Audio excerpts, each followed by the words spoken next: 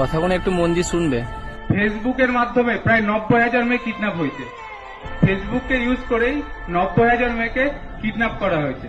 তো যেসব মেয়ে বা ছেলেরা আছে তাদেরকে বলবো, বাইরে থেকে কোনো অজানা কেউ যদি ফ্রেন্ড রিকোয়েস্ট পাঠায়, কেউ কোনো রকম ভাবে সেটাকে একসেপ্ট করবে না।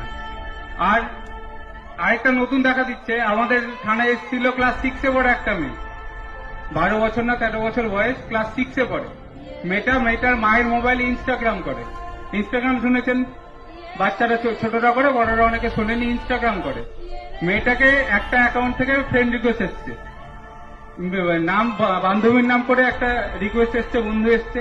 এবার সেটাকে কি করেছে, একসেপ্ট করেছে, যে আমার বান্ধবী তো আমাকে ফ্রেন্ড রিকোয়েস্ট পাঠিয়েছে, আমি এটা একসেপ্ট করি। যে বান্ধবীর সাথে কথা বলছে, দিয়ে কিছুক্ষণ পর ভিডিও কল করেছে। তো মেয়েটা ভিডিও কল ধরেছে, যে বান্ধবী আমাকে ভিডিও কল করছে, আমি ভিডিও কলটা ধরি। যখনই ভিডিও কলটা করেছে, আমি যদি ভিডিও কল ধরি, আমার এদিকে আমার মুখ, অন্যদিকে কার মুখ থাকবে, অন্যজনের মুখ। সেদিকে কি দেখা গেছে, একটা ছেলে উলঙ্গ অবস্থায় দাঁড়িয়ে আছে। সেটাকে কি করেছে, 10 সেকেন্ডের জন্য সেই স্ক্রিন রেকর্ড করে নিয়েছে, দিয়ে সেটাকে ফেসবুকে ছাড়ছে। দিয়ে মেয়ের মা বাবার কাছে দাবি করছে, এটা আমি আবার ছেড়ে দেবো, আরো ভাইরাল করব, যদি আমাকে 20,000 বা 30,000 টাকা না দেন। তো বাচ্চাদের হাতে বলে না যে মোবাইল দিতে হয় না, তো কিছু কারণের জন্য বলছি বাচ্চারা এগুলো বোঝে না। ক্লাস 6-এ পড়ে আমি কি বুঝবো, অতটা বোঝার ক্ষমতা নেই। যে 10 সেকেন্ডে যদি ভিডিও হয়ে যায়, মুখটা যদি এদিকে থাকে, অন্যদিকে যদি কোনো একটা বাজে ছবি থাকে, সেটা তো সবারই সম্মাননীয় হয়, সে ছোট হোক বা বড়। তো মোবাইলে যদি কোনো আননোন জায়গা থেকে রিকোয়েস্ট আসে, তা যাকে চিনেনি না তাদেরকে কাউকে একসেপ্ট করবেন না কোনো সময়। আপনাকে ফোন করলো, ফোন করে বলছেন আপনার নামেই, আধার কার্ড নাম্বার এটা, স্বামীর নাম এটা, বাড়ি এখানে, অ্যাড্রেস থানা এখানে, সব বললো, সব মিলে গেল। আপনি বললেন হ্যাঁ। তখন বলবে আপনার 1 লাখ টাকার একটা সোনার গয়না বিদেশ থেকে আসছিল আপনার নামে, সেটা কাস্টমে বা দিল্লি এয়ারপোর্টে বা কলকাতা এয়ারপোর্টে আটকে গেছে।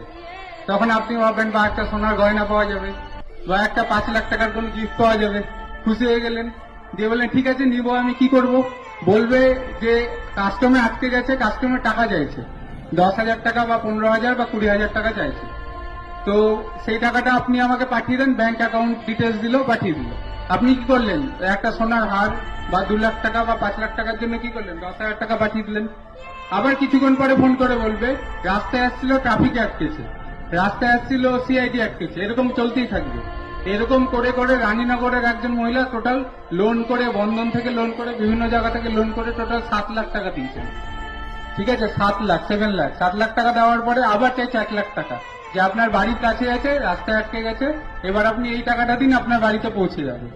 তারপরে মহিলা আর বাড়িতে গয়না পৌঁছানি, মহিলা কোথায় গেছে, আমাদের বহরমপুর সাইবার